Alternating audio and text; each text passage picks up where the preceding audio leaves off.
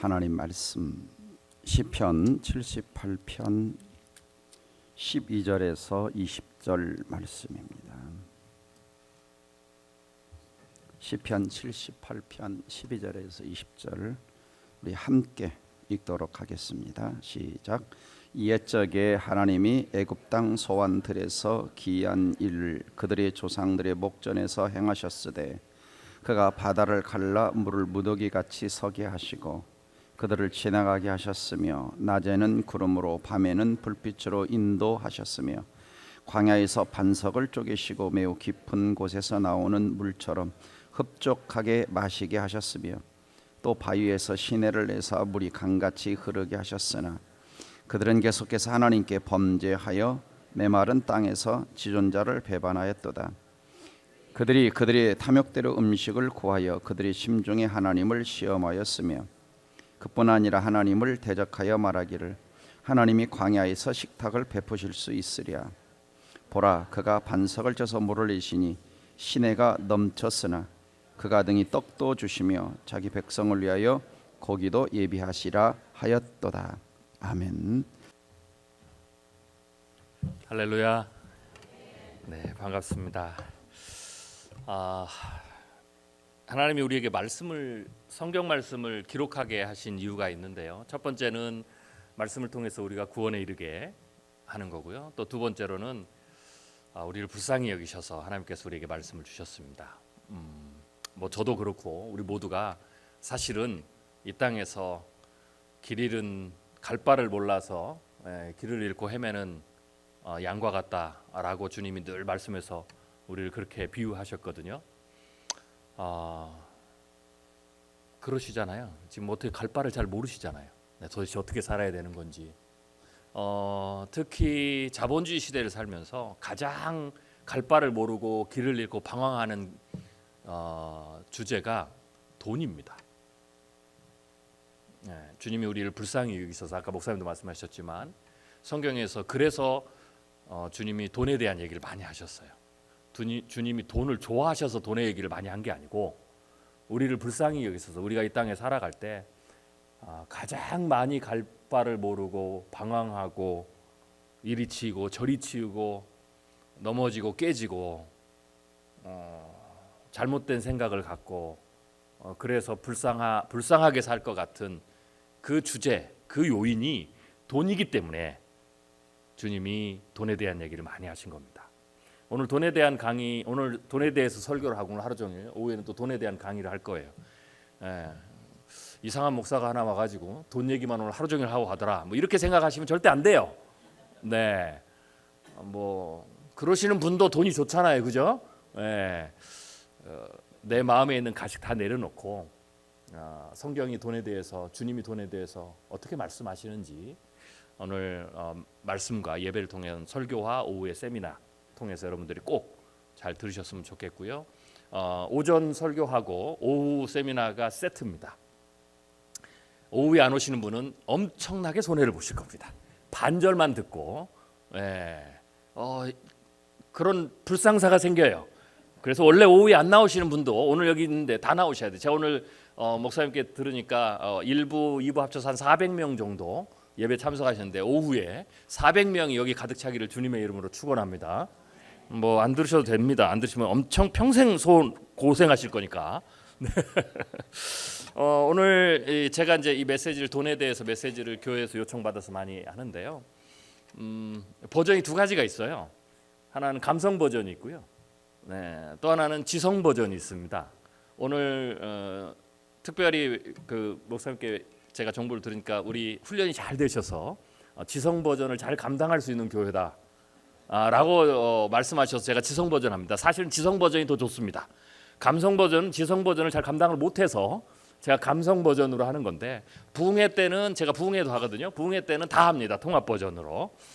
감성의 은혜와 지성의 은혜가 다 있기 때문에 오늘은 특별히 제가 두 번째 지성의 버전으로 성경이 돈에 대해서 주님께서 우리에게 어떻게 말씀하시는지 전부 다 자세하게 조근조근 다 잘 설명을 하셨어요. 그래서 말씀을 쭉 우리가 들어가면서 주님이 우리에게 뭐라 말씀하시는지 좀 이야기를 나누도록 하겠습니다. 사실 제가 오늘 설교의 제목을 하나님이 광야에서 식탁을 베푸실 수 있으랴라는 성경 구절 말씀을 가지고 제목을 잡았는데요. 오늘 설교를 통해서 제가 전달하고자 하는 메시지는 이거예요.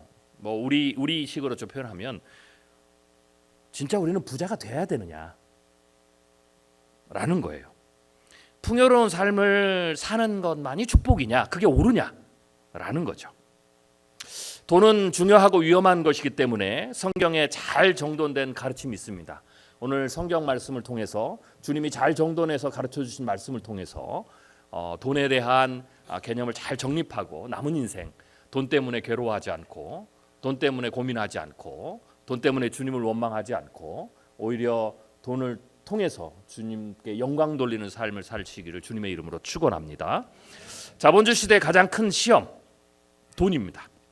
먹고 마시고 입는 것 이것도 다 돈의 문제죠.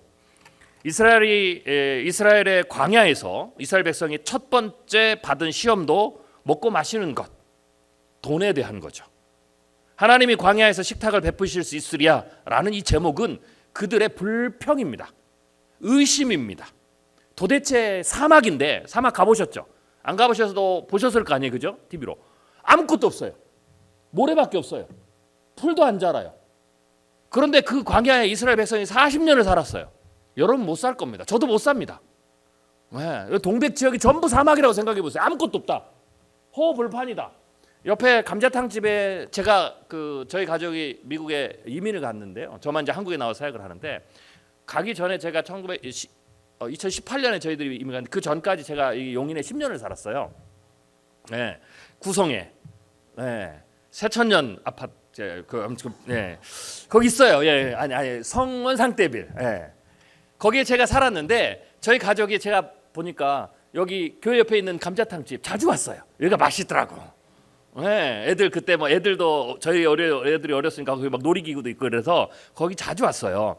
그런데 만약 생각해 보세요. 감자탕 집도 없고 아무것도 없고 전부 사막에 모래뿐이에요. 거기 40년 사셔야 돼요. 살 수 있겠어요? 지금 있는 거 감사하세요. 할렐루야. 여러분이 아무리 찢어지게 가난하게 살아도 이스라엘 백성보다 나아요. 그들은 40년 동안 사막에서 풀도 없는 곳에서 물도 없는 곳에서 40년을 살았어요. 그것 자체가 기적이에요. 이게 역사적 사실이에요. 믿거나 말거나 뭐 이런 게 아니에요. 신화가 아니에요. 역사적 사실. 그런데 거기에 한 명이 아니라 200만이 40년 동안 살았어요.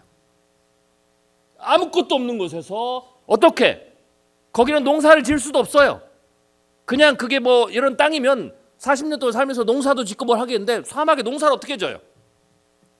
거기에 40년 동안 살았다라는 거죠. 그러니까 당연히 이게 중요한 거예요. 당연히 첫 번째 시험이 먹고 마시는 거예요. 당연히 의심이 들죠. 여러분 의심이 들 거 아니에요, 그죠? 인생이 120년을 사는데 얼마나 힘들어요. 큰일 났죠? 의심이 드는 거예요. 도대체 내가 지금 이번 달을 버틴 것도 힘든데 남은 인생 60년, 남은 인생 70년, 은퇴 후에 60년 도대체 내가 뭐 먹고 사냐? 저희 아버님도 목회를 하셨는데요. 목사님인데 은퇴하고 나니까 의심이 드시는 거예요.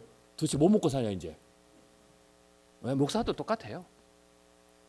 저도 그런 의심이 불쑥불쑥 들어요. 그래서 우리는 돈을 많이 쟁여놔야 돼요. 헌금도 줄이고 11조도 안 하고 돈을 다 쟁여놔야 돼요. 왜? 내가 먹고 살아야 되니까 60년 동안. 그리고 웬만하면 교회에서 봉사하고 선거 다 안 하고 예배만 간신히 나오고 나머지 가서 열심히 돈 벌어야 돼요. 왜? 먹고 살아야 되니까. 왜? 주님이 안 줄 것 같으니까. 그렇잖아요. 아무것도 안 나올 것 같으니까.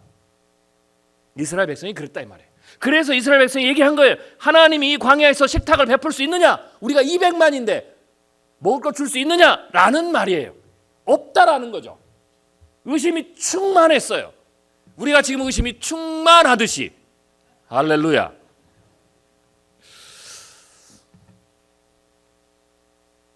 사람이 돈 때문에 당하는 고난이 두 가지입니다. 첫 번째는 경제적으로 위기일 때 오는 거예요. 이게 식탁의 고난.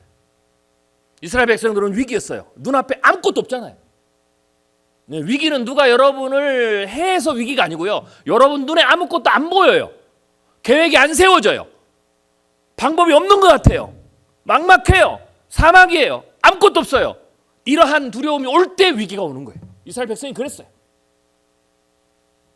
두 번째로 고난은 경제적으로 나아질 때도 와요. 여러분 아셔야 돼요. 내가 경제적으로 찢어지게 뭐가 찢어지게 어려울 때만 이게 돈의 고난이 오는 게 아니고요.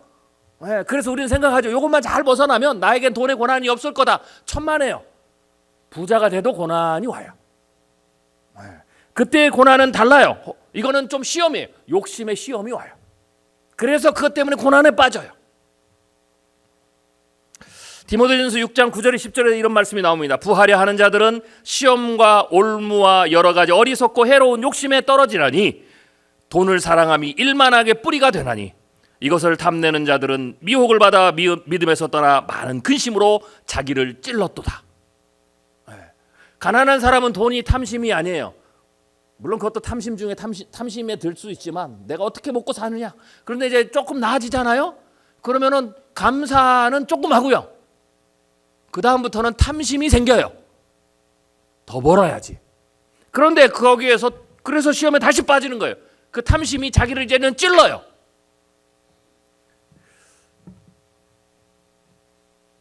그래도 하나님이 우리에게 돈에 대한 고난과 시험을 주시는 이유가 있습니다. 고난을 통해 하나님이 내게 가르치고자 하시는 것이 있기 때문에 그래요. 그게 뭐냐? 오늘 오전에 설교와 오후 세미나를 통해서 제가 그걸 다 가르쳐 드릴 거예요. 성경에 나와 있는. 근데 뭐 결론을 말씀드리면 돈도 믿음과 충성의 영역에 있는 것이다 라는 것을 주님이 가르쳐 주고 싶은 거예요. 그래서 돈 얘기를 하는 겁니다. 첫 번째는 우리가 불쌍해서, 두 번째로는 돈이 나쁜 거, 돈이 더러운 거, 불경한 것, 그 얘기를 하려고 하는 것이 아니라 돈도 믿음과 충성의 영역에 있다라는 것을 가르치고자 하시는 거죠.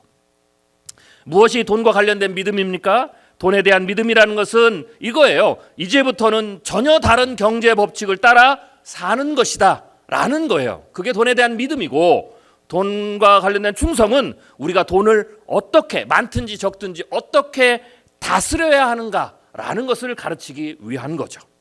그 얘기를 제가 지금부터 차근차근 오늘 오후에 이르기까지, 그리고 실제적으로 우리가 어떻게 오후에 남은 인생을 잘 돈의 지혜를 발휘해서 살 수 있는지 실제적인 부분도 오후에 또 이야기를 하도록 하겠습니다. 첫 번째로는요, 돈에 대한 첫 번째로는 일반 은총이 있어요. 여러분 잘 하셔야 돼요. 돈에 대한 일반 은총과 특별 은총이 있습니다. 일반 은총은 뭐냐면 하나님의 은혜, 사랑과 공의를 경건한 자나 경건하지 않는 자, 예수를 믿는 사람이나 믿지 않는 사람이나, 예수를 믿는 사람이나 우상숭배하는 사람이나 그렇지 않은 사람이나 상관없이 모두에게 다 하나님의 해와 달을 비추듯, 공기를 주시듯 허락한 삶을, 인생을 허락하신 것 같이 모두에게 누리게 하시는 것, 이것을 신학적으로 일반 은총이다 라고 얘기를 해요. 그래서 돈도 일반 은총이 있어요. 일반 은총은 그래서 이렇게 하셔야 돼요. 예수 안 믿는 사람에게만 적용된 게 아니고 예수 믿는 우리에게도 적용이 돼요. 아시겠어요? 자, 그러면 그 우리에게도 적용이 되는 일반 은총부터 돈에 대한 얘기를 해보죠. 성경이 얘기를 합니다. 일반 은총의 핵심은 이거예요. 열심히 일하면 소득을 얻는다. 이게 일반 은총이에요. 그래서 예수 안 믿는 사람도 열심히 일하면 소득을 얻어요. 지혜롭게 투자하면 돈을 벌어요. 부자가 돼요. 자, 우리도 마찬가지죠. 잠언서 10장 4절에서 5절에 이렇게 나옵니다. 손을 게을리하는 자는 가난하게 되고 손이 부지런한 자는 부하게 되느니라. 이게 잠언서예요. 이게 일반 은총이에요. 여러분이 부지런하게 일하면 소득을 얻고, 또 하나, 근데 일반 은총의 다른 점은 또 반대점이 뭐냐? 여기 나오죠. 손을 게을리하는 자는 가난하게 된다. 이게 일반 은총이기 때문에 잘 들으세요. 성도도 게으르면 가난해져요. 이거 잘 하셔야 돼요. 많은 성도들이 착각하는 게, 나는 게을러도 하나님이 도와주셔서 부자가 될 거야. 나는 게을러도, 일 안 해도, 학생들은 공부 안 해도 좋은 대학 갈 거야. 공부 안 해도 하나님 내 인생을 책임질 거야. 천만에요. 하나님의 공의는 그렇지 않아요. 착각하시면 안 돼요. 왜 하나님이 그렇게 하셔야 되는 일반 은총은 이 세상이 안전하게 유지되기 위해서 하나님이 그렇게 하시는 거예요. 어떤 분은 그러세요. 나는 공부도 안 하고 나는 게으르고 일도 안 하고 막 그러는데 하나님이 은혜를 주셔서 막 기도만 열심히 하고 가서 로또 복권 사면 나는 막 10억씩 1등 당첨되고 야 하나님 그런 은혜를 주실 것 같다. 공부 안 해도 다 서울대 가고 좋을 것 같죠. 그게 축복인 것 같죠. 한번 생각해 보세요. 여러분 400명의 교인이 오늘 다 열심히 기도하시고 로또를 다 샀어요. 네, 그래서 순차적으로 1년 동안 400일 동안 다 1등을 맞았어요. 여러분만 맞는 게 아니라 성도들이 한국에 1000만 명이 다 맞았어요. 그러면 그게 뭘까요? 그게 하이퍼 인플레이션이에요. 모두가 돈을 막 그렇게 다 가지고 있으면 돈의 값어치가 하나도 없어요. 공부도 안 하고 서울대를 가보세요. 사회가 엉망이 돼요 이제. 그렇잖아요. 네. 사람들이 게으르는데 돈이 생겨. 게으른데 원하는 거 다 해. 이게 엉망인 사회인 거예요. 그래서 하나님이 그렇게 하지 않습니다. 하나님이 이 땅에 질서를 유지하시기 위해서 믿는 자든 믿지 않는 자든 상관없이 믿지 않는 자도 열심히 하면 성공하게 해주고 믿는 자도 게으르면 그 게으름에 합당하게 살게 만들어요. 그게 성경이 얘기하는 거예요. 그래서 하나님이 예수님이 성도에게 게으르지 말라라고 얘기하는 거예요. 이게 그러면 구약이면 아니냐? 예수님 이후에 제자들 동일하게 가르쳤어요. 데살로니가 후서 3장 10절에 12절에 보면 우리가 너희와 함께 있을 때에도 너희에게 명하기를 누구든지 일하기 싫어하거든 먹지도 말게 하라 하였더니 그래요. 예수님의 제자들도 분명히 얘기하셨어요. 누구든지 일하기 싫어하거든 먹지도 말라. 먹지 말라 그랬어요. 누구든지 게으르면 가난하게 살아라. 예수님과 예수님의 제자도 동일하게 말씀하셨어요. 그게 주님의 공의예요. 이 말은 거꾸로 하면 그렇게 살아라는 게 아니고 성도들도 부지런하게 살아라는 거예요. 성도들도 열심히 살아라는 거예요. 학생은 공부 열심히 하는 게 본분이고 성도의 올바른 삶이고 사회에 나가면 내가 열심히 일하는 것, 게으르지 않는 것도 성도가 할 일이다 라는 거예요. 잠언서 21장 20절에 보면 지혜 있는 자의 집에는 귀한 보배와 기름이 있으나 미련한 자는 이것을 다 삼켜버리느니라. 잠언서 21장 15절에 부지런한 자의 경영은 풍부함에 이를 것이나 조급한 자는 궁핍함에 이를 따름이라 그랬어요. 그래요. 일반 은총은 게으르고 미련하면 조급하고 방탕하면 가난하게 되는 겁니다. 아무리 성도도 아무리 여러분이 기도해도 아무리 예배를 한 번도 안 빠지고 잘 나와도 내가 게으르고 미련하면 조급하고 방탕하면 가난하게 살아요. 자, 이제 여러분이 왜 가난하게 사는지 아셨죠? 왜 나는 부자가 안 되는지 아셨죠? 네, 그렇게 된 것이 말씀이 실현된 거예요. 그래서 아셔야 돼요. 하나님이 살아계셔서 그렇게 하시는 거예요. 부지런하고 지식을 쌓고 명철하고 지혜롭게 경영하면 부하게 되는 것도 일반 은총이에요. 그래서 예수 안 믿는 사람도 부지런하고 지식을 쌓고 명철하고 지혜롭게 자기의 사업과 가게와 가정을 경영하면 부자가 돼요. 그게 하나님이 주신 모든 사람에게 경건한 자와 경건하지 않는 자의 모든 자에게 동일하게 해와 달을 비추듯이 주시는 은혜다 라는 겁니다. 하나님이 예수 안 믿는 사람에게 은혜 안 준다고 생각하지 마세요. 그들에게 심판이 있는 건 분명한데 그들도 하나님의 형상으로 만든 사람이기 때문에 하나님이 은혜는 주셔요. 그게 일반 은혜죠. 그럼에도 불구하고 예수를 믿지 않았기 때문에 하나님을 주로 섬기지 않기 때문에 마지막 날에 심판을 받아요. 영원한 지옥불에 떨어지죠. 그래서 예수 안 믿는 사람이 부하게 되는 것에 대해서 여러분들이 그 의문점을 푸셔야 돼요. 그러면 말씀했잖아요. 지혜롭게 투자해야 부자가 된다. 성도도 지혜롭게 투자하지 않으면, 지혜롭게 경영하지 않으면 가난하게 된다.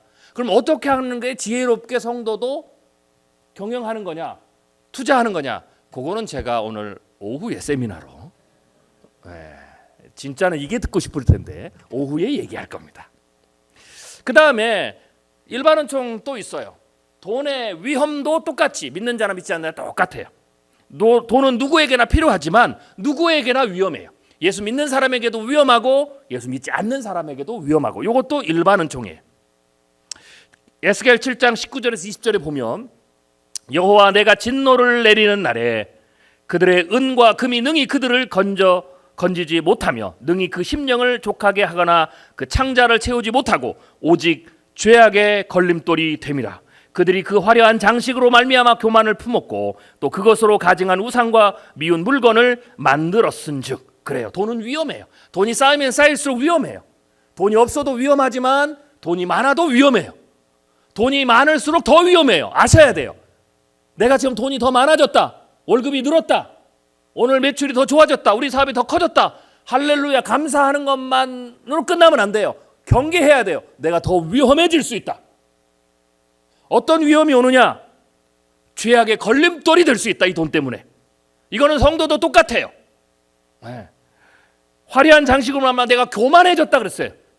교만해질 수 있다. 아, 내가 돈을 더 벌었구나, 내가 승진했구나, 내가 월급이 올랐구나, 이번에 매출이 더 좋아졌구나. 그러면 감사함과 동시에 경계해야 돼요. 내가 더 교만해질 수 있구나.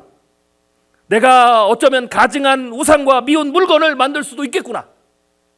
우리는 우상을 만들진 않아요. 그런데 그 가증한 우상과 미운 물건이 뭐냐?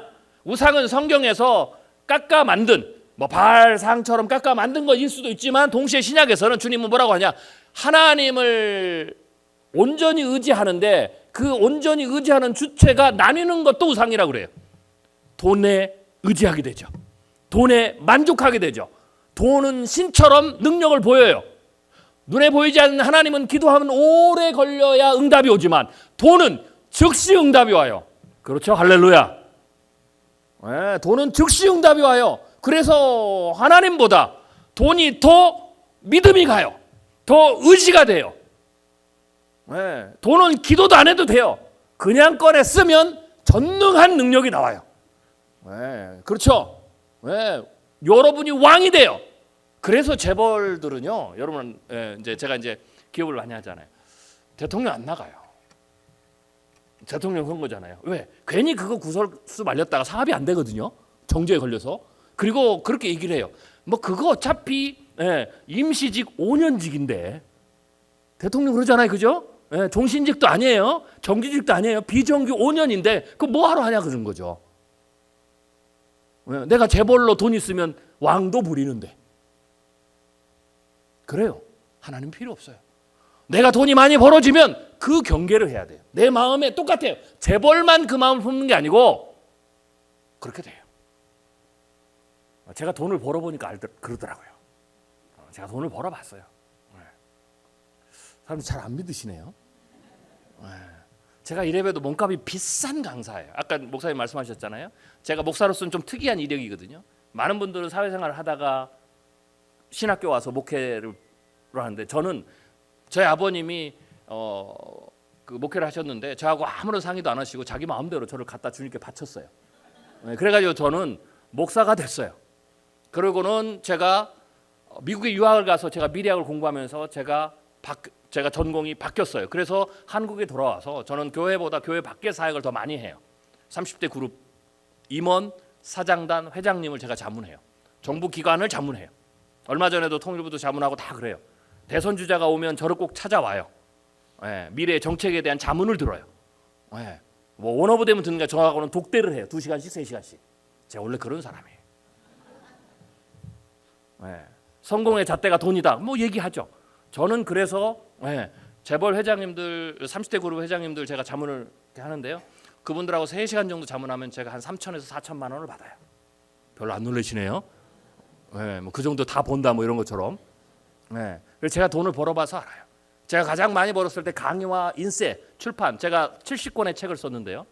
누적 판매량이 100만 권이 넘어요. 그래서 제가 강의와 출판으로만, 인쇄로만 제가 가장 많이 벌어봤을 때가 거의 9억에서 한 10억 정도를 벌었어요. 제가 걸어다니는 중소기업이에요. 전부 순이익으로 남는 거. 여러분이 제조업을 했으면 9억에서 10억을 남으면 기본적으로 100억에서 200억 매출을 해야 돼요. 이 정도면 제가 이제 돈에 대해 이야기할 자격이 있죠. 제가 목사라도 돈이 늘어나니까 교만해져요. 물론 얘기를 하죠. 하나님이 하셨다. 그런데 속에 뭐가 탄 줄 아세요? 교만은 나 하나님보다 뛰어나 이게 아니에요. 우리 목사님 나보다 낮아 이런 얘기가 아니에요. 교만은 뭐냐? 내가 이게 하나님이 도우셨다라고 마음속에 있지만 한속에서는 이런 얘기예요. 그래도 내가 좀 했지. 내가 공부도 했잖아. 내가 노력도 했잖아. 내가 똑똑하잖아. 이게 계속 나오는 거예요. 그리고 별로 하나님을 찾을 일이 없어요. 왜? 내 곳간에 돈이 많잖아요. 하나님은 아까 말씀드렸죠. 기도하면 응답이 늦는데 돈은 꺼내 쓰는 순간 역사가 일어나요. 하나님이 필요 없어져요. 하나님을 찾을 이유가 없어요. 이게 교만이라는 거예요. 이게 우상이라는 거예요. 그리고 이렇게 돼요. 내 자녀에게도 그래 뭐 돈 주면 되지. 이들의 삶이 끝나는 거야. 책임져 줄 거야. 돈이 자녀를 책임져 준다고 생각해요. 그 생각이 든단 말이에요. 목사도 들어요. 하물며 여러분은 말해 뭐 하겠습니까? 이런 위험이 있다라는 거예요. 그래서 계시록에 보면 교회를 향해서 수많은 책망들이 나옵니다. 그 계시록에 이런 말씀이 나요. 내가 말하기를 나는 부자라 부요하여 부족한 것이 없다 하나 내 곤고한 것과 가련한 것과 가난한 것과 눈먼 것과 벌거벗은 것을 알지 못하는도다. 내가 너를 권하노니 내게서 불로 연단한 금을 사서 부요하게 하고 흰옷을 사서 입어 벌거벗은 수치를 보이지 않게 하고 안약을 사서 눈에 발라 보게 하라. 계시록 3장 17절 18절에 라오디게아 교회에 대한 주님의 책망이에요. 지금 이 책망은 라오디게아 교회는 한국 교회에 정확하게 적용돼요. 부자 교회, 거대한 교회, 수많은 교회, 헌금이 수십억, 수백억 되는 교회, 자산이 수천억 되는 교회, 그 안에 있는 모여있는 성도들, 수많은 성공한 정치인들, 성공한 기업인들, 성공한 전문직들, 그들의 교회는 라오디게아 교회예요. 다시 말씀드리겠습니다. 내가 말하기를 나는 부자라 부요하여 부족한 것이 없다 하나. 그렇죠. 그 교회는 부족한 게 없다 하는 거예요. 내가 부족한 게 뭐가 있어? 그런데 내 곤고한 것과 가련한 것과 가난한 것과 눈먼 것과 벌거벗은 것을 알지 못하는도다. 라오디게아 교회는 로마 제국 시대의 상업과 금융의 중심지였어요. 거기에 있던 곳의 교회가 라오디게아 교회예요.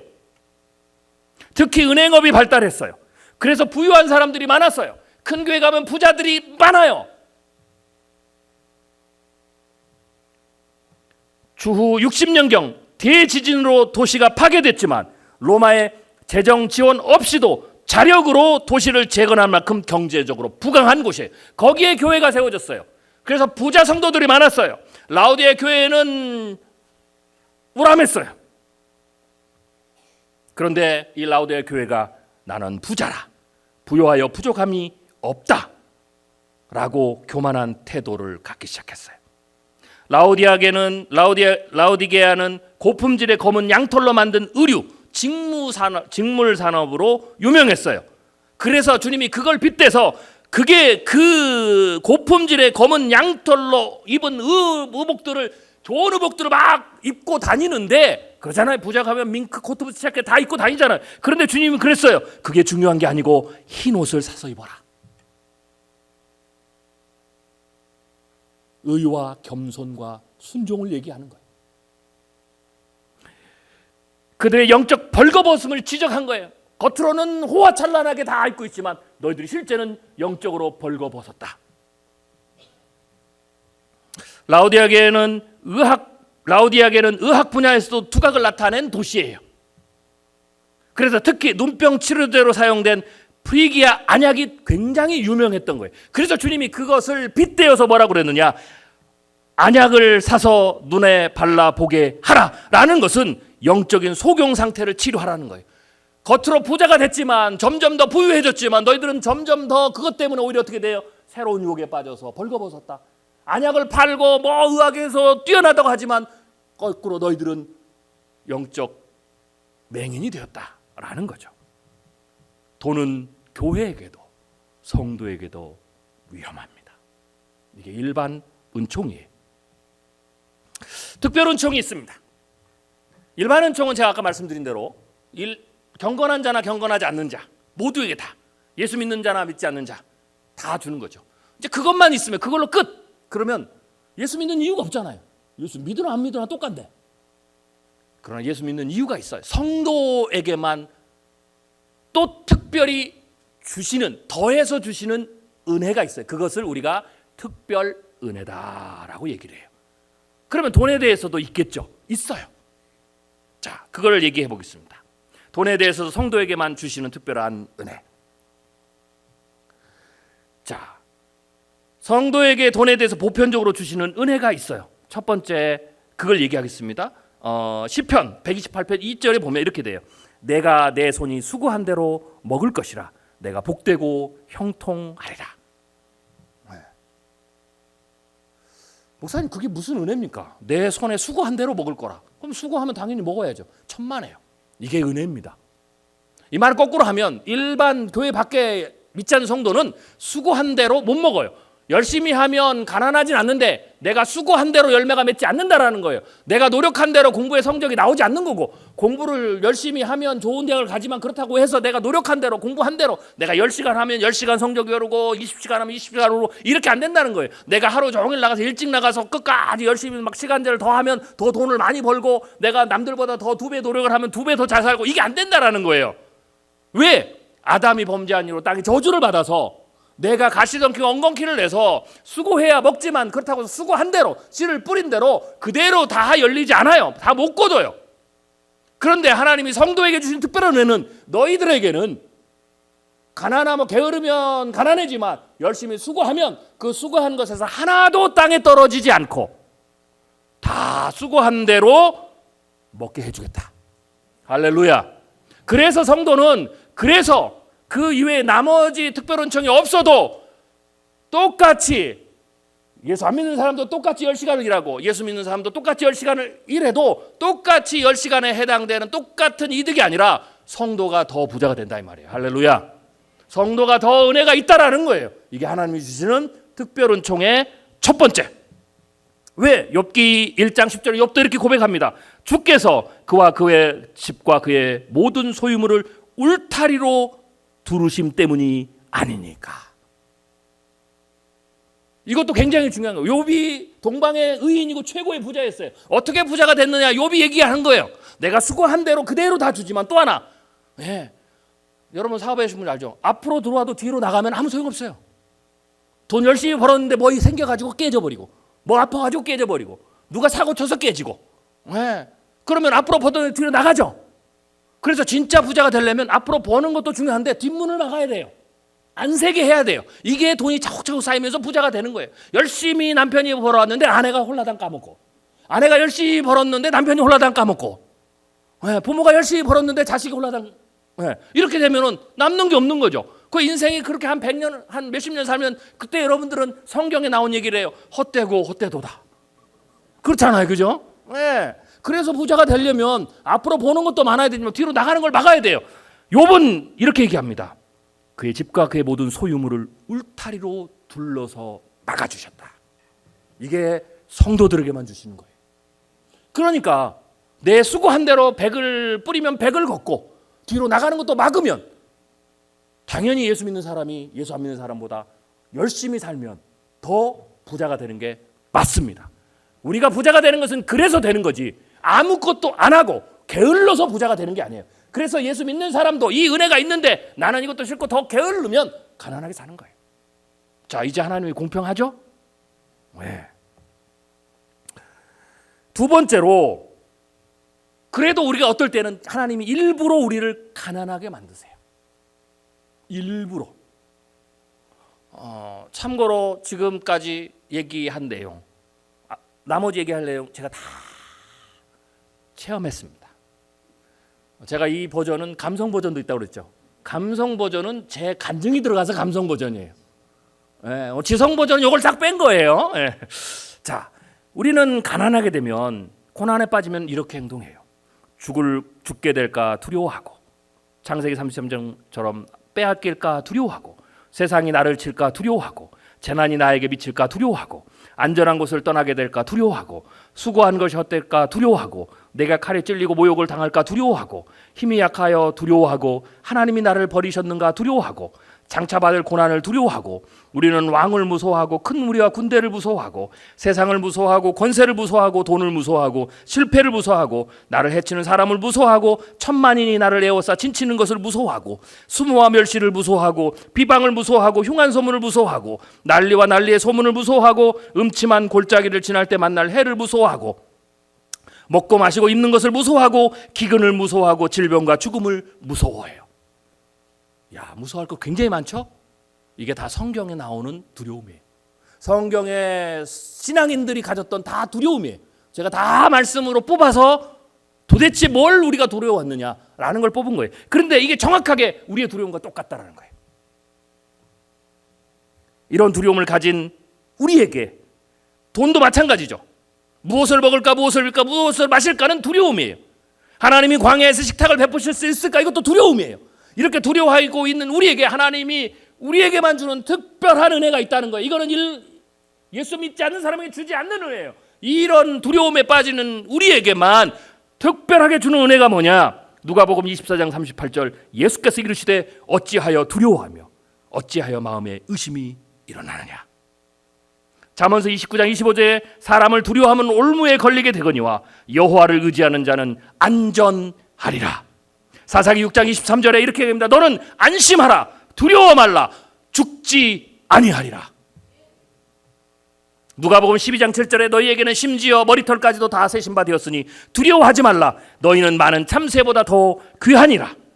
이사야 41장 10절에 두려워하지 말라, 내가 너와 함께함이라, 놀라지 말라, 나는 내 하나님이 됨이라. 내가 너를 굳세게 하리라, 참으로 너를 도와주리라, 참으로 나의 의로운 오른손으로 너를 붙들리라.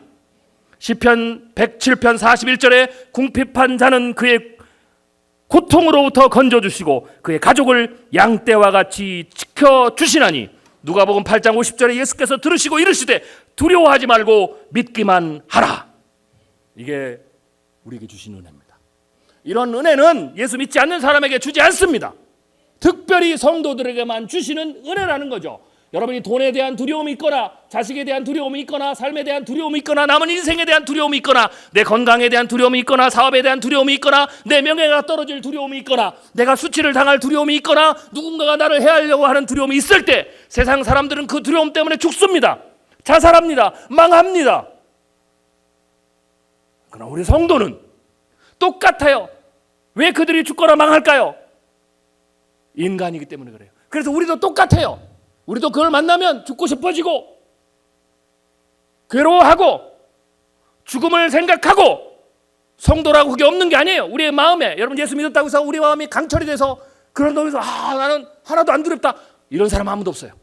똑같이 두려워져요. 그런데 주님이 우리 두려움의 그 끝자락에서, 그 두려움의 중심에서 가장 깊은 수렁에 빠져 있을 때, 아무도 나를 바라보지 않을 때, 아무도 나를 도와주지 않을 때, 아무도 나의 말에 귀를 기울이지 않을 때, 아무도 나의 전화를 받아주지 않을 때, 그 주님이 그 어둠의 자리에서 이렇게 얘기하십니다. 두려워하지 말라, 믿기만 하라. 이 은혜가 우리에게 있습니다. 그래서 우리는 결코 죽지 않습니다. 고난을 당해도, 두려움에 빠져도 우리는 결코 죽지 않습니다. 이게 주님이 주신 놀라운 은혜라는 거죠.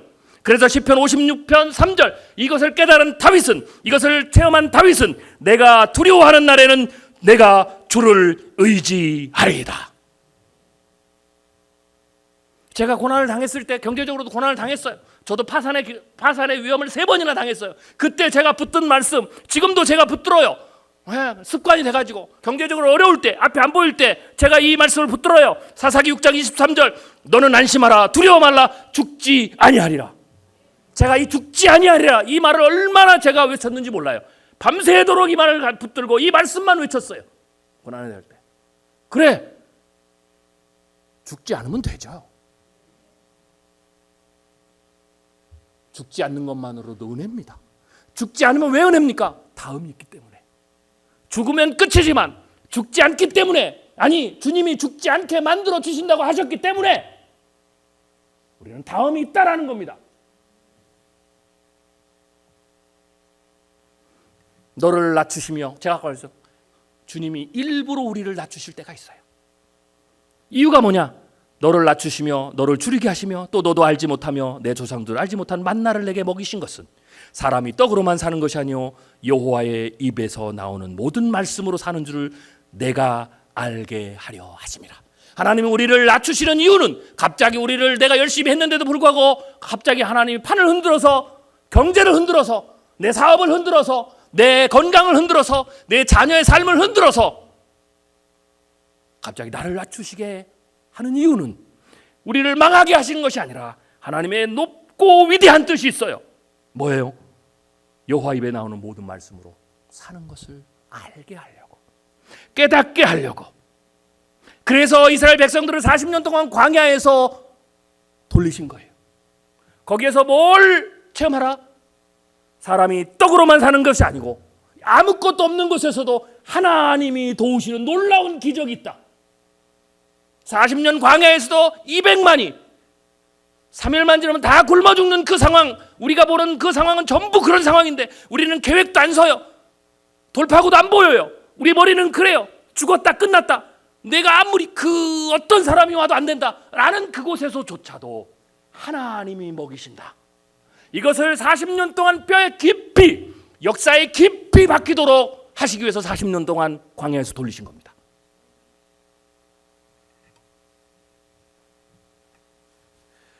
제가 그걸 깨닫고 난 이후에 제가 고백하는 게 있어요. 하나님이 나를 낮은 자리에 두시면 어떻게 하면 됩니까? 간단해요.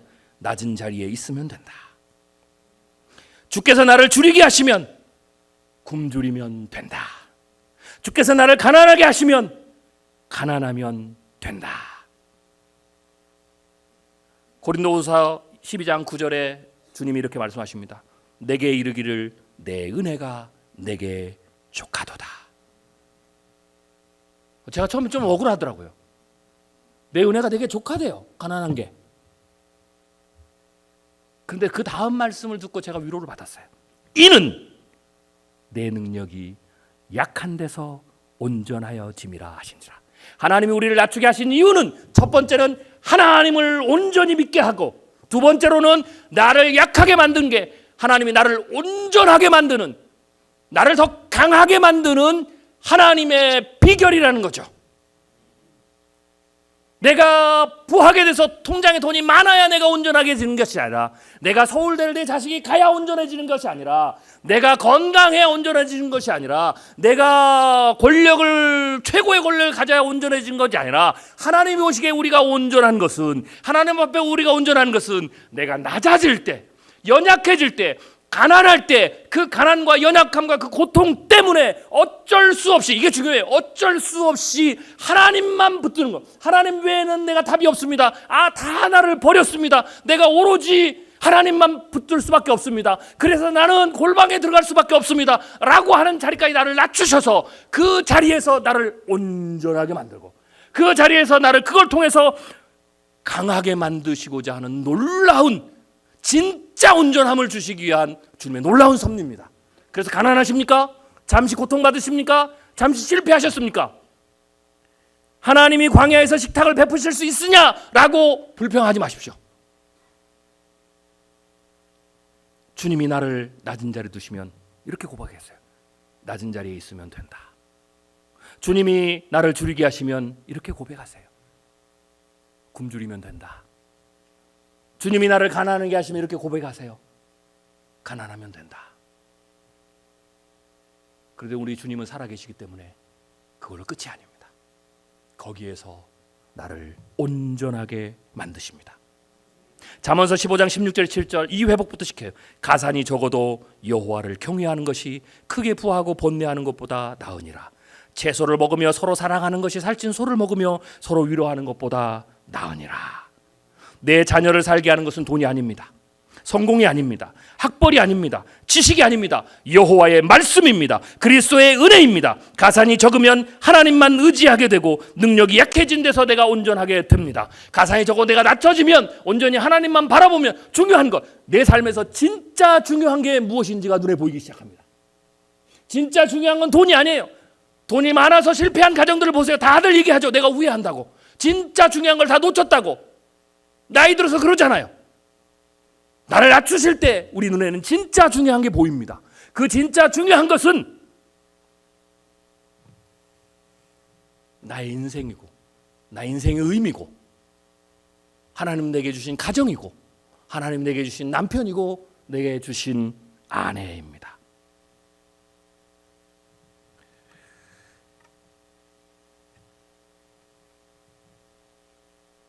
시편 121편 3절에서 4절에 이렇게 얘기합니다. 여호와께서 너를 실족치 아니하게 하시며 너를 지키시는 이가 졸지 아니하시다. 제가 고통에 빠져보니까요, 그렇게 고통스러운데도 잠은 자더라고요. 물론 많이 못 자요. 다시 그 고민 속에 또 깨요. 그런데 중요한 것, 나를 지키시는 하나님은 졸지도 않으시고 주무시지도 않았습니다. 그리고 그 고통의 순간 모두가 나를 떠나도 주님은 나와 함께 계셨습니다. 이게 주님이 우리에게 주신 놀라운 은혜입니다. 그래서 사도 바울이 빌립보 4장 12절 13절에서 이렇게 고백한 겁니다. 나는 비천에 처할 줄도 알고 풍부에 처할 줄도 알아. 모든 일 곧 배부름과 배고픔과 풍부와 궁핍에도 처할 줄을 아는 일체의 비결을 배웠노라. 내가 능력 주시는 자 안에서 내가 모든 것을 할 수 있느니라. 아멘. 여러분들 가장 좋아하는 한국의 크리스찬들이 가장 좋아하는 성구 중에 하나죠. 내게 능력 주시는 자에서 내가 모든 것을 다 할 수 있느니라. 이 말은 여러분이 생각하는 그 말이 아니에요. 아시겠어요? 하나님이 나를 가난하게 하셔도, 나를 굶주리게 하셔도, 때로는 나를 높은 자리에 올리셔도 내가 그것 때문에 흔들리지 않고, 내가 어떤 위치에 있든지 상관없이 내가 온전한 모습으로 있을 수 있는 일체의 비결을 내가 주를 통해서 배웠노라. 그래서 사도 바울도 굶주렸다는 얘기예요. 사도 바울도 쫓겼다는 얘기예요. 사도 바울도 핍박을 받았다는 얘기예요. 사도 바울도 많은 사람들에게 수모를 당했다는 얘기예요. 실패자라고 낙인도 찍혔다는 얘기예요. 그래서 사도 바울도 똑같이 우리처럼 고민했다는 얘기예요. 괴로워했다는 얘기예요. 하나님께 물었다는 얘기예요. 그리고 사도 바울이 깨달았다는 얘기예요. 그리고 그걸 배웠다는 얘기의 의미를. 그래요. 내가 풍부에 처할 줄도 알고 가난하게 될 줄 알고, 이 모든 것의 일체의 비결은 하나님에게서만 나옵니다. 마지막으로 주시는 게 있어요. 그게 뭐냐? 부자 되기 애쓰지 말고 내 사사로운 지혜를 버릴지어다. 내가 어찌 허무한 것에 주목하겠느냐? 정령 재물은 스스로 날개를 내어 하늘을 나는 독수리처럼 날아가니라. 하나님 주시는 특별 은총인데요. 네. 세 번째인데요. 자, 이건 뭐냐면 부자 되기를 애쓰지 말라는 것을 여러분 오해하면 안 돼요. 성도가 부자가 되면 안 된다는 말이 아닙니다. 부자 되려고 애쓰는 행위나 마음은 허무한 거라는 거예요. 부자가 되는 거는 나쁜 게 아닌데, 여러분이 애쓰고 작정해서 부자가 되려고 하는 행위나 마음은 죄는 아닌데, 주님이 이게 죄라고 하는 거예요. 죄는 아닌데 허무한 거라는 거예요. 나쁜 건 아닌데 허무하다라는 얘기예요. 왜 허무한다고 성경이 얘기했을까요? 중요한 거를 그것 때문에 잃어버렸기 때문에 허무하다는 얘기예요. 거기에 마음을 쓰는 동안, 인간은 유한유량이니까 내가 거기에 마음을 쓰는 동안 다른 것을 못한다는 얘기예요. 제가 세 번째 고난을 당했을 때 제가 너무 힘들었는데요. 너무 좋은 게 있었어요. 그리고 깨달은 게 있었어요. 그리고 너무 아쉬운 게 있었어요.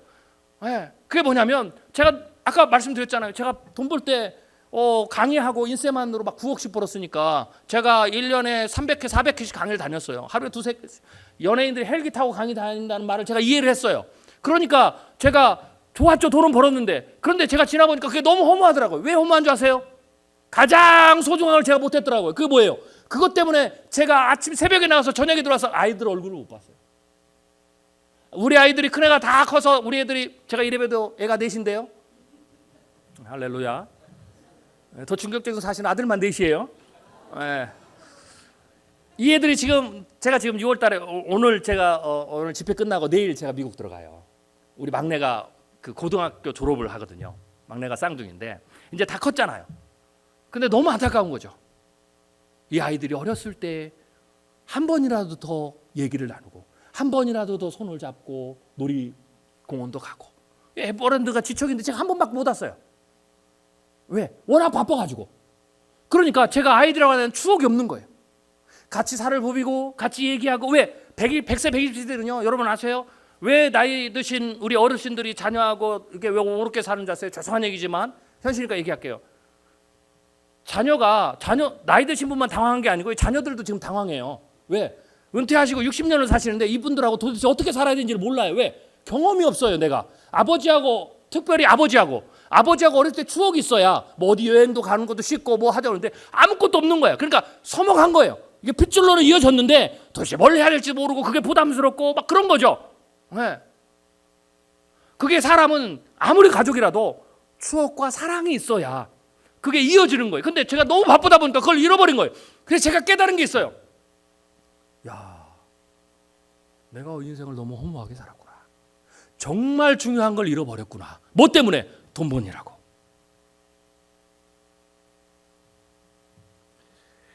그래서 부자 되는 것이 문제가 아니라 부자 되려고 애쓰는 행위나 마음은 허무한 거니까 주님이 가르쳐 준 거예요.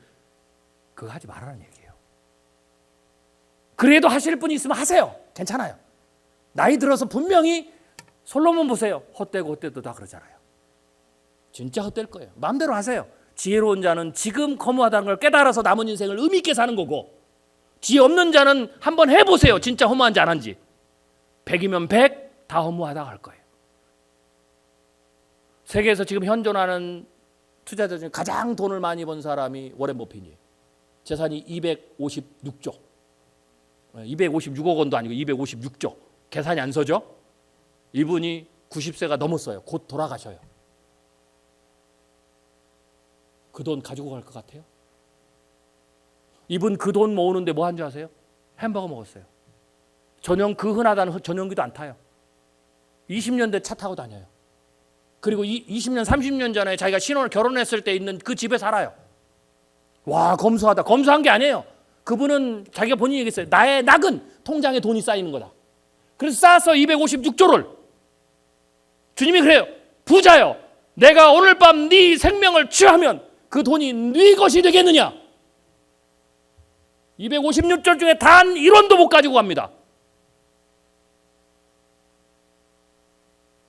허무한 거예요. 그래서 주님이 가르쳐 주는 거예요. 그 불쌍한 인생 살지 말고 가만히 놔두면 그렇게 불쌍한 인생 살 것 같으니까 미리 가르쳐 주시는 거예요. 그리고 의미가 있고 실체가 있는 것이 있으니까 그걸 하라는 얘기예요. 그러기 위해서 하나님이 우리에게 고난을 주시는 거예요. 우리의 눈을 바꿔주려고. 그러면 그게 뭐가 있느냐? 두 개가 있어요. 2, 3분만 하고 끝낼게요. 네, 목사님 45분을 요청하셨는데 괜찮죠, 목사님? 네. 그 두 개가 뭐냐? 의미 있고 실체 있는 것 첫 번째는, 이것도 성경에 제 얘기 아니에요. 성경 얘기로 지금 쫙 푼 거예요, 지금. 네. 전도서 9장 9절.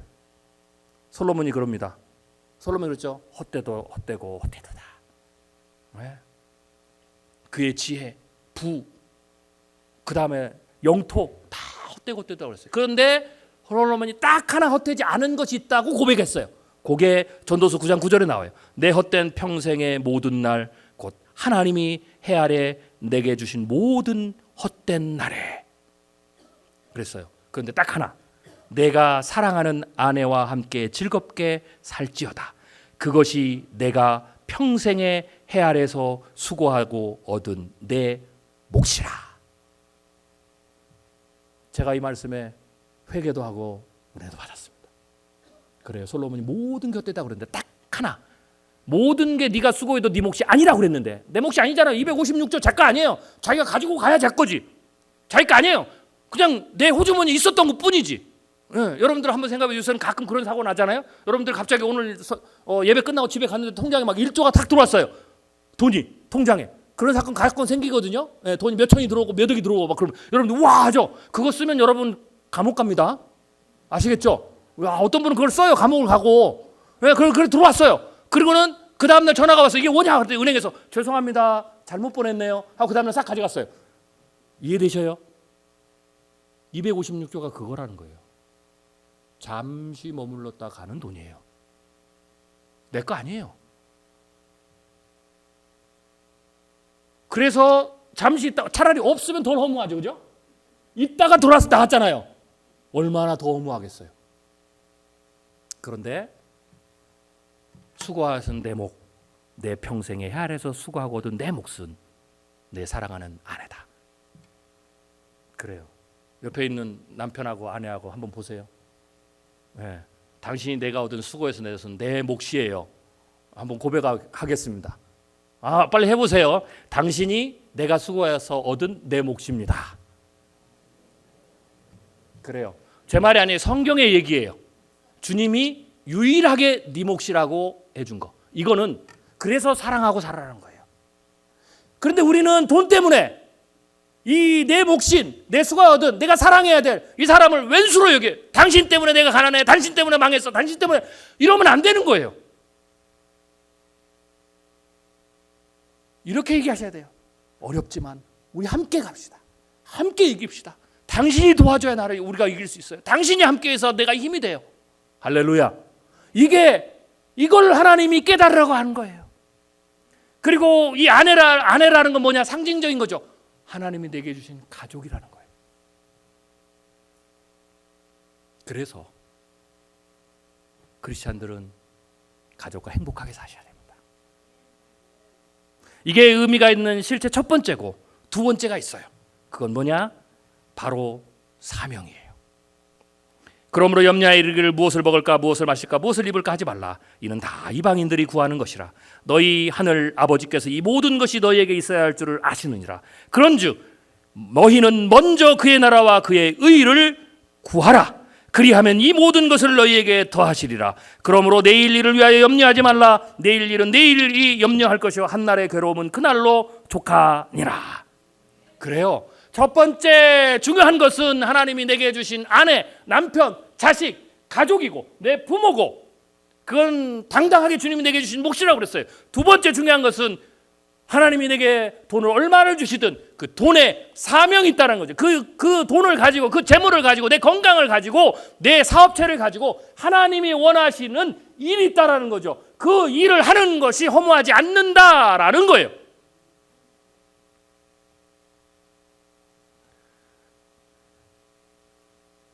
진짜 억만장자는 거치장에 관심이 없다고 합니다. 여러분 돈 조금 보면 무슨 똥부터 시작해가지고 가방 사고 막 옷 사고 막 이러잖아요. 비싼 시계 사고 뭐 이게 500만 원짜리야, 뭐 1000만 원짜리야. 그런데요, 진짜 억만장자를 보시면 요즘 TV 나오는 진짜 억만장자 있잖아요. 워렌 버핏도 그렇고, 그 다음에 뭐 빌 게이츠도 그렇고, 뭐 이런 사람들 보세요. 진짜 억만장자는 거치장에 관심이 없어요. 오히려 너무 그게 시간이 뺏기니까 색깔을 검은색으로 다 통일해서 한 옷만 입잖아요. 한 옷이 수십 벌이야. 부자니까 수십 벌 살 수 있죠. 우리는 한 벌 사지만. 저도 그래서 옷이 색깔이 다 똑같아요. 검은색을 좋아해요. 왜? 검은색이 어디 가서 가장 편해. 네. 그리고 검은색이 뭐 고민할 필요가 없어요. 저도 옷에 대해 관심이 없어요. 그래서 그냥 늘 보면 저는 옷이 늘 똑같아요. 똑같은 옷이 두 벌, 세 벌이니까. 부자가 진짜 그래요. 왜냐? 진짜 억만장자는 거치장에 관심이 없어요. 왜? 그 시간에, 그 거치장을 하는 그 시간에 투자하고 기부하고 재단을 설립하고 세상을 변화시킬 일을 하는데 정신이 없어서 쇼핑할 시간이 없기 때문에 그래요. 자신이 명품이기 때문에 치장을 안 하는 거예요. 누가 봐도 나는 부자인데 굳이, 오히려 그렇게 되면 부자가 그렇게 그냥 노메이크 입고 다니면 야 겸손하다, 오히려 존경이 되는 거예요. 그래서 부자는 별로 관심이 없어요. 진짜 부자는, 우리도 하나님 나라의 진정한 일을 하는데 정신이 없어서 세상의 것을 생각할 겨를이 없어야 되는 겁니다. 우리가 하나님의 자녀란 놀라운 유산을 물려받았기 때문에, 하나님의 위대한 상속자이기 때문에, 우리가 진짜 부자이기 때문에, 진짜 주인이기 때문에 세상에서 나를 높이려고 애쓸 필요가 없다라는 것을 아셔야 됩니다. 세속적인 부자가 되려고 애쓸 필요도 없다라는 걸 아셔야 됩니다. 우리는 우리 그 자체로, 나는 나 그 자체로 하나님 안에서 부유하고 존귀하기 때문에 세상의 것을 가지고, 내가 번 돈을 가지고 자꾸 나를 높이고 치장하고 거기에 할 필요가 없는 겁니다. 왜? 우리는 진짜니까요. 우리가 내 자신이 명품이니까 그럴 필요가 없어요. 우리는 해야 될 일이 있기 때문에 세상의 일에 관심을 둘 겨를이 없어서 못하는 겁니다. 할 능력이 없어서 못하는 게 아니고, 그것은 너무 허무한 거고 필요가 없는 거고 가짜고, 우리는 진짜가 있기 때문에, 진짜 중요한 게 있기 때문에 거기에 신경을 안 쓰는 거예요. 그래서 교회는 부자가 되라고 가르치기보다 부에도 사명이 있다. 소유의 사명을 가르쳐야 돼요. 그래서 제가 오늘 이 설교를 하는 거예요. 오후에도 또 실제적인 부분을 또 다룰 거예요. 아까 말씀드렸으면 다시 한번 광고를 하겠습니다. 오후에 안 나오시면 반쪽만 듣고 마는 거예요. 요 정도도 반쪽도 괜찮았죠? 오후에는 더 좋습니다. 400명이 다 참석하길 주님의 이름으로 축원합니다. 결론입니다. 어떤 분이 이렇게 생각하실 거예요. 에이, 이런 일은 목사님 같은 분이나 일어나는 일이지. 에이, 이런 거는 나는 아니고 몇 명, 소수의 몇 명에서나 그런 거지 라는 생각을 가질 수도 있어요. 이런 생각을 가진 여러분에게 민수기 11장 21절 23절에서 분명하게 얘기합니다. 모세가 이르되 나와 함께 있는 이 백성의 보행자가 60만 명이 온대 주의 말씀이 한 달 동안 고기를 주어 먹게 하겠다 하시오니 그들을 위하여 양떼와 소떼를 잡은들 조카오며 바다의 모든 물고기를 모은들 조카오리까. 그래요. 주님, 한두 명은 그렇게 해줄 수 있는데 우리 다 그렇게 해주실 수 있다고요? 아니, 한국의 기독교인들이 1000만인데 1000만을 다 해줄 수 있다고요? 전 세계 기독교인이 20억인데 20억 명을 다 똑같이 이런 놀라운 기적을 우리가 모두가 다 똑같이 체험하게 해주실 수 있다고요? 나까지도 그렇게 해줄 수 있다고요? 라고 묻는 게 모세의 얘기입니다. 60만인데 200만인데 먹일 수 있냐라는 거죠. 이 광야에서 모세도 똑같이 얘기했어요. 똑같은 의심이 여러분 들 거예요. 그 든 우리에게 모세에게 하나님이 이렇게 얘기합니다. 딱 한마디, 여호와의 손이 짧아졌느냐. 이제 내가 내 말이 내게 응하는 여부를 보리라. 오늘 제가 여러분들에게 말씀드린 돈에 대한 하나님이 성경이 조근조근 얘기한 돈에 대한 이 메시지는 몇 명에게만, 목사님에게만, 기도 많이 하는 사람에게만 골라서 선별적으로 주는 은혜가 아닙니다. 여기에 모인 모든 우리에게 동일하게 하나님이 다 해줄 수 있다. 나의 손은 짧지 않다. 너희들의 수가 수백만이라도 수천만이라도 수억이라도 수십억이라도 내가 가르쳐준 이 말씀대로 믿고 그대로 하는 자는 내가 예외 없이 동일한 은혜와 기적을 베풀어 주시겠다 라고 약속하신 말씀입니다. 그리고 이걸 믿으면 기다려라. 너희가 반드시 너의 삶에서 이 말씀이 응하는 것을 내가 보여주리라. 기도하겠습니다. 주님 감사합니다. 부족한 종이 주의 말씀을 함께 나눴습니다. 오늘 이 말씀이 오늘 이후로 우리의 생각과 우리의 철학과 우리의 가치와 우리의 마음을 지배하게 하여 주시옵소서. 이 말씀이 견딜 수 없이 내 마음속에서 불일 듯 일어나게 성령이 역사하여 주시옵소서. 예수님의 이름으로 감사하며 기도드립니다. 아멘.